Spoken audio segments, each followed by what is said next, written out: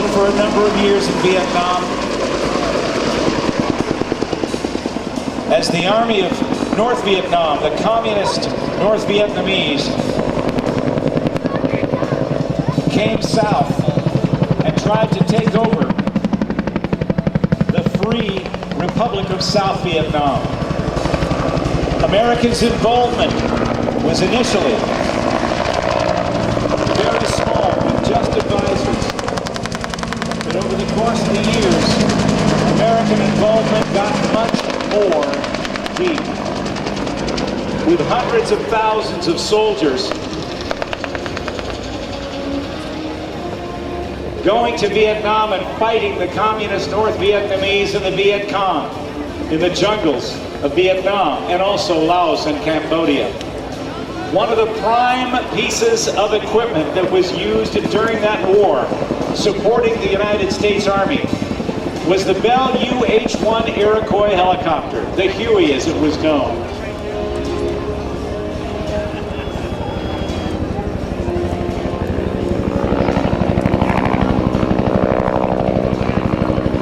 With one of the most recognizable sounds of any aircraft, the whack, whack, whack of the rotor blades,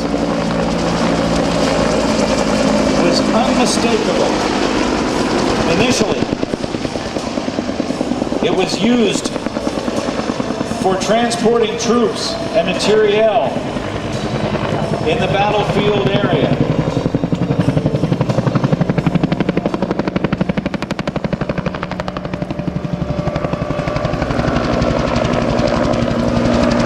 But as time went on, the Bell Iroquois, the Huey, found itself to be an attack helicopter as well, as we see the pilot jinking left and right to avoid enemy ground fire. Let me tell you a little bit about the Huey. American soldiers in Vietnam won a prolonged hand-to-hand battle with the North Vietnamese infantry in the La Drang Valley in 1965, thanks to a new concept, air cavalry.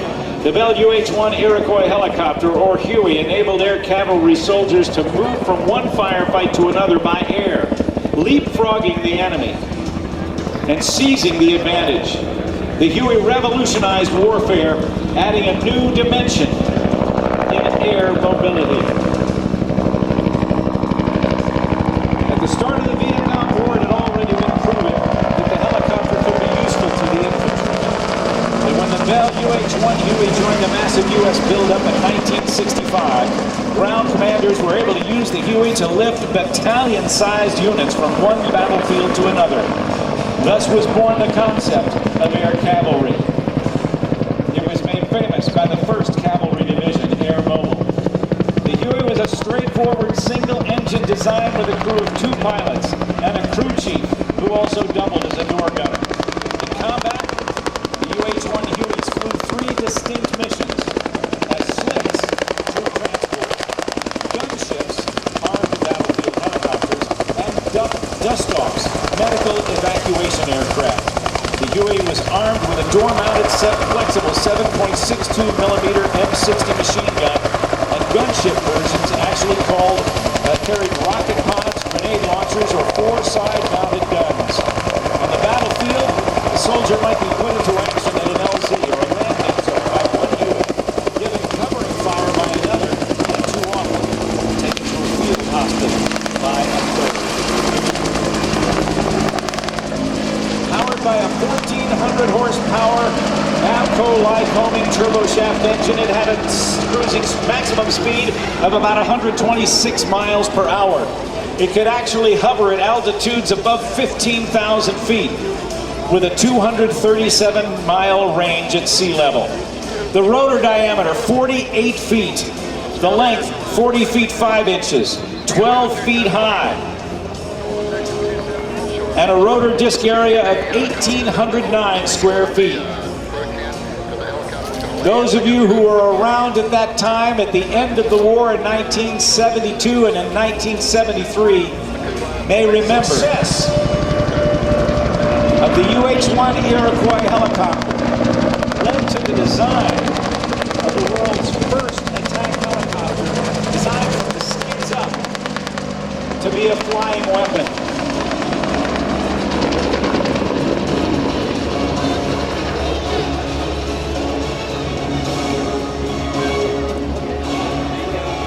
That Bell helicopter was known as the AH-1 Cobra, a two-seat attack helicopter that had a chain gun under the nose that gave the gunner in the front seat the ability to interconnect his helmet and the gun mechanism to give him a look and shoot capability.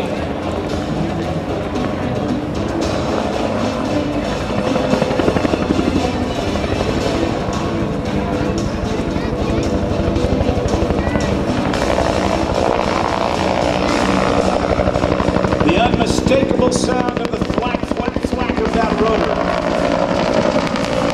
belongs to this helicopter alone. Later versions had two engines for increased reliability.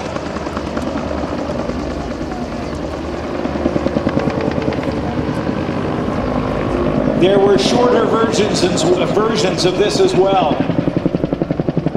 But still, the Huey proved itself as a utility helicopter, as an attack helicopter, and as a medical evacuation helicopter. Those of you in the grandstand can see the deployment of the troops.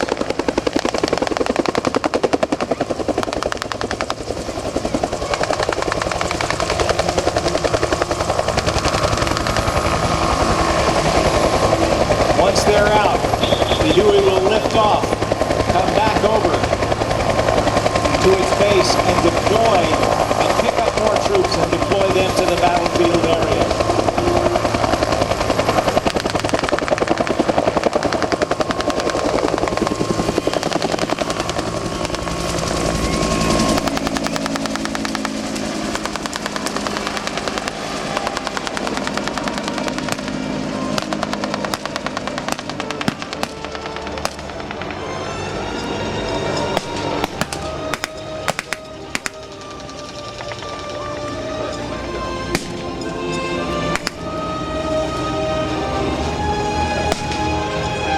Look to the right.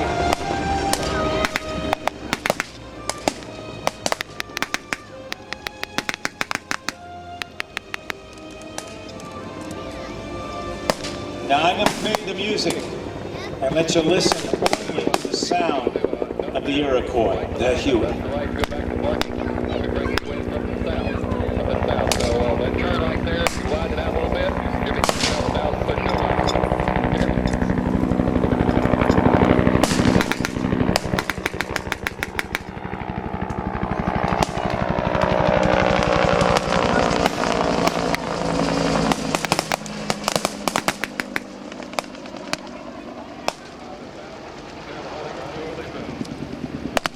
Watch as the pilot of the Iroquois swings around doing a doggone turn to the left. We'll come back for one last pass. Then we'll see another part of the United States Air Force's observation and liaison aircraft known as the Oscar Deuce, the O-2 Skymaster, built by Cessna.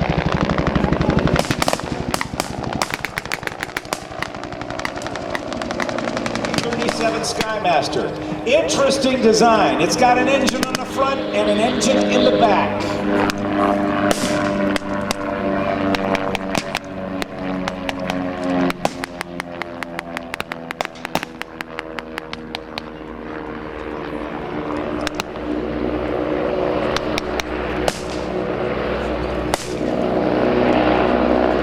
It was used as an observation aircraft, but could also mark targets with white phosphorus rockets. But it was used a lot during missions to rescue downed airmen. The pilot could communicate with the pilot of the O-Deuce, the O-2, the Oscar Deuce as we call it, could communicate via survival radio when it was appropriate with the downed pilot, and could help guide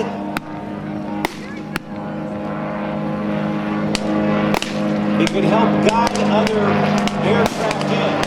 Helicopters like the Jolly Greens, as they were known, to get down in close to rescue a pilot with a horse collar and a cable, dropping it straight down into the jungle where the pilot hopefully could be extracted.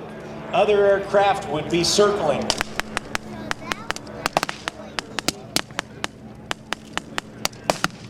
And could concentrate fire on the enemy. Speaking of concentrating fire on the enemy, look straight ahead. Very old airplane. First flew in 1935. Built by Douglas Aircraft, the DC-3 found itself manufactured in more numbers, not as a civilian airliner, doing the job that changed travel as we know it, because the DC-3, built by Douglas, was the first aircraft to really make travel by air affordable and a reality. However, World War II changed all that, and many aircraft that were initially destined for the airlines were manufactured as C-47s. The C-47, by the end of its production life, wound up being one of the most important weapons of all of the war, according to the Supreme Allied Commander in World War II, Dwight D. Eisenhower. Dwight said the Jeep, the C-47, and a couple of other weapons were the most important weapons of World War II. Even though the C-47 was not armed, it could carry up to 30 paratroopers. It could carry Jeeps. It could evacuate wounded to hospitals. And of the 11,000 or so that were built, depending on whose history book you read, about 1,100 remain flyable today. As we listen to the Skyraiders launch, keep your eye, if you will. Low and to the left, you can see the Cessna Skymaster, the push me, pull you.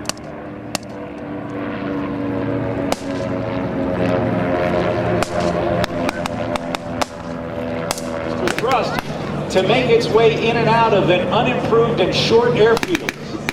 This is the C-123 Provider.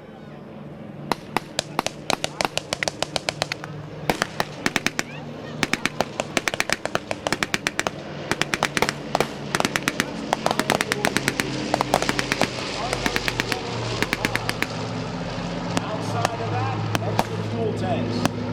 The C-123 Provider, that high-wing design, was so good that it was applied to the C-130 Hercules aircraft as well.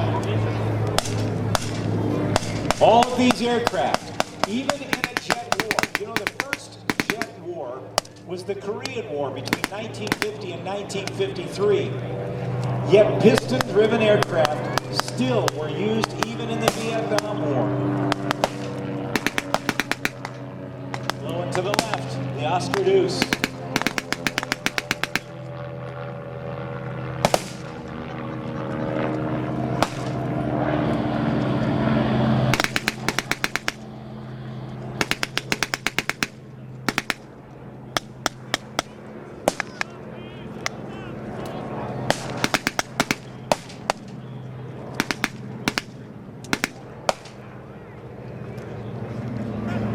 Here comes the spooky gunship overhead.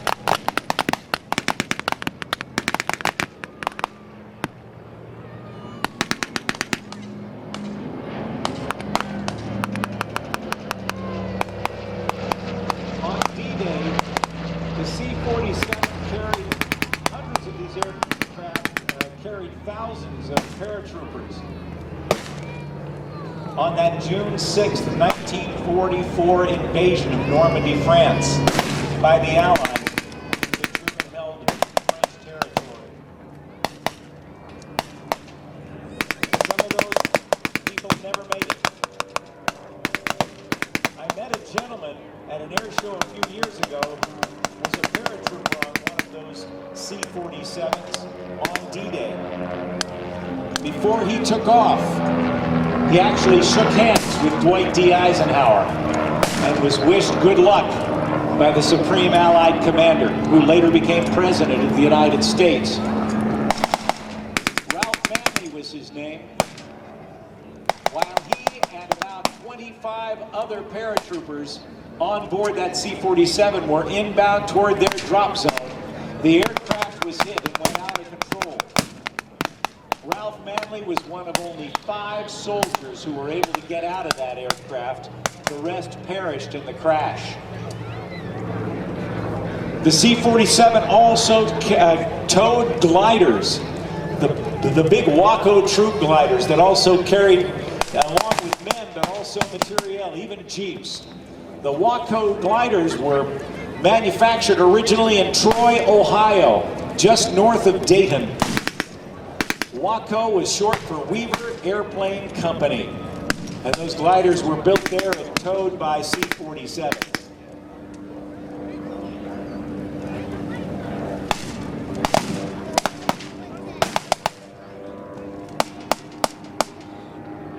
The C-47, after the war, went back to the airlines and was used for many, many years as a successful airline.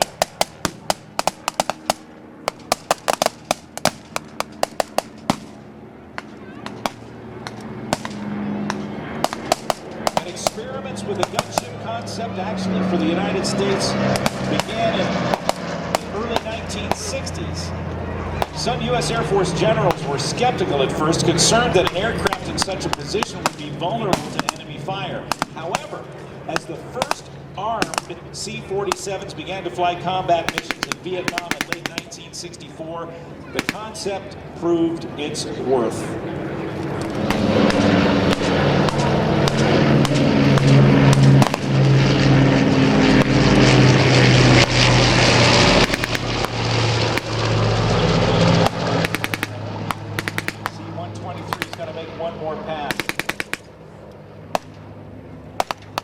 Some of you are old enough to remember the song, the folk song by Peter, Paul, and Mary called Puff the Magic Dragon that Peter Yarrow wrote, I should say, not as a song about drugs, but a kid's song about a dragon. Well, the AC-47 gunship picked up that same name, Push Me, Pull You, O-2 Bird Dog, built by Cessna.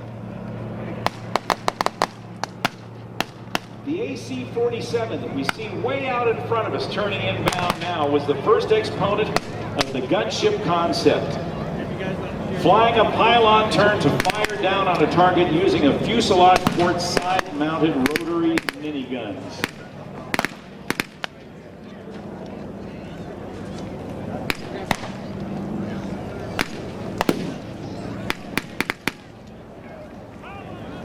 Two 1,100 horsepower Pratt & Whitney twin Wasp radial piston engines had a maximum speed of about 160 miles an hour,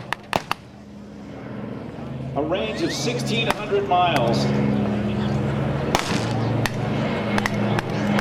And the guns mounted on the side of that, 3 fuselage-mounted 30 caliber machine guns built by General Electric, each with a 6,000 round per minute rate of fire.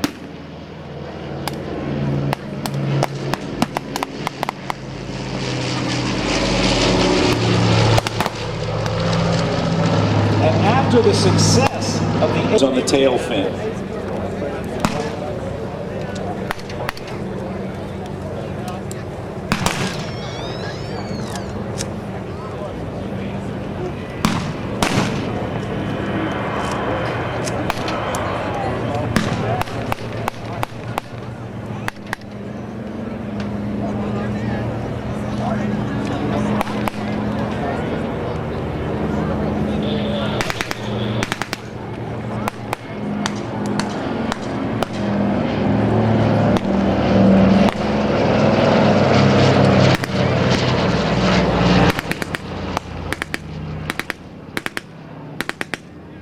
Interestingly, in 1965 dollars, without counting inflation in those days, the first 20 of the AC-47D spooky gunships were converted for about, in those days, cost $138,000. If you convert that to 21st century dollars, that's close to $1,900,000 apiece. So the conversion of the AC-130 gunships from C-47s cost far more than the actual cost of the airplane when it was built. And more, even accounting for inflation in 1965, about the same cost in 1965 dollars.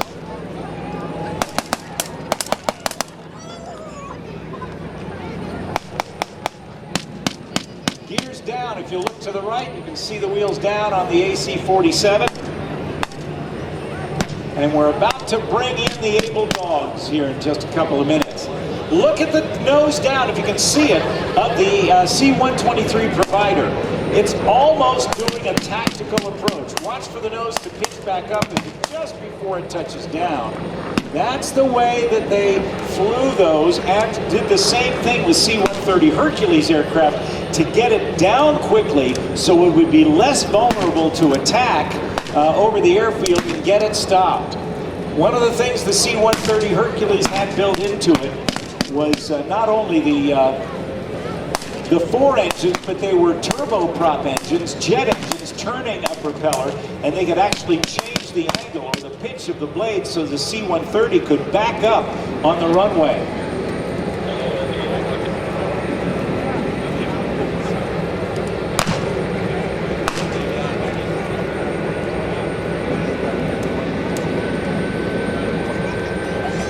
C-130's down, turning final. This is the AC-47 gunship. One of about 1,100 or so still in existence. Now, look to the right. Here's what we've been waiting for a long time. A gaggle of able dogs.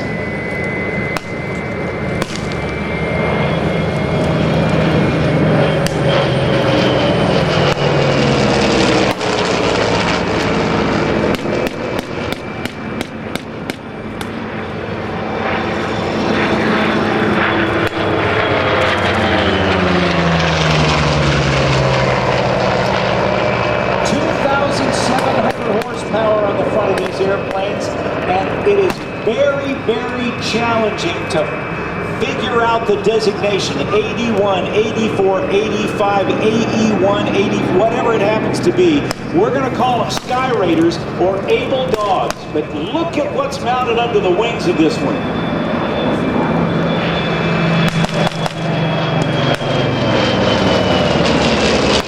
The Skyraider could carry 8,000 pounds of ordnance. That 8,000 pounds exceeded the bomb carrying capability of a B-17 bomber.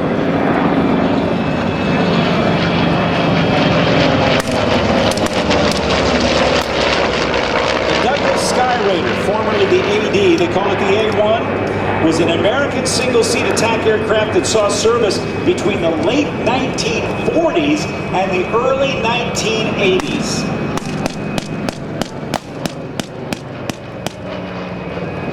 They had a number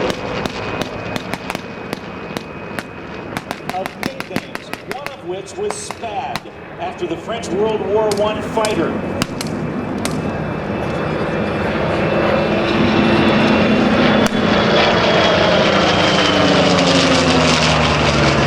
They had a remarkably long and successful career, but they carry a lot.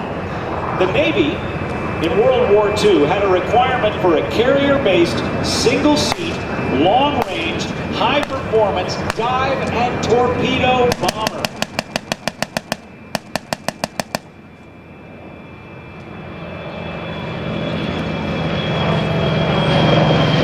It was actually designed to take the place of two aircraft, the Helldiver and the Avenger.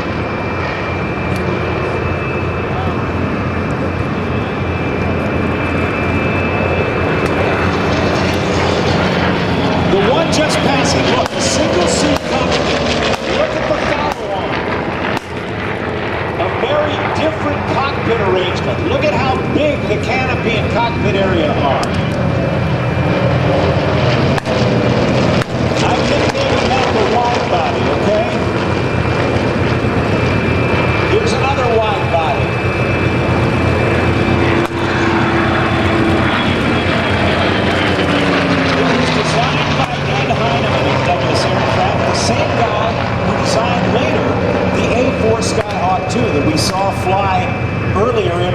emergency flight demonstration. The aircraft nicknamed the Scooter, or Heineman's Hot Rod. This one came off, the first one came off the Southern California plant at Douglas's El Segundo factory. And they certified the aircraft in 1949 and 1950. The right engine that powers it, the 3350 radio engine, was upgraded several times during the production of this airplane and developed about 2,700 horsepower. The single seat up at the top has one of the most tight cockpits you would ever believe. There are literally in the instrument panel cutouts for the thighs of the pilot. It's very tight. But yet there's a door on the side of these where they could put a whole bunch more people. Some even said that it could carry more than the airplane's empty weight. And shortly after that Heinemann began design of the Skyraider, a study was issued. Now listen to this, that for every 100 pounds of weight reduction, they could reduce the takeoff run by 8 feet, increase the combat radius by 22 miles, and they could increase the rate of climb by 18 feet per minute. That's 0.091 miles per second. So Heinemann and his designers immediately went to work on getting rid of every bit of excess weight, no matter how small it was. And by the end of their redesign work, Heinemann and his design engineers found over 1,800 pounds of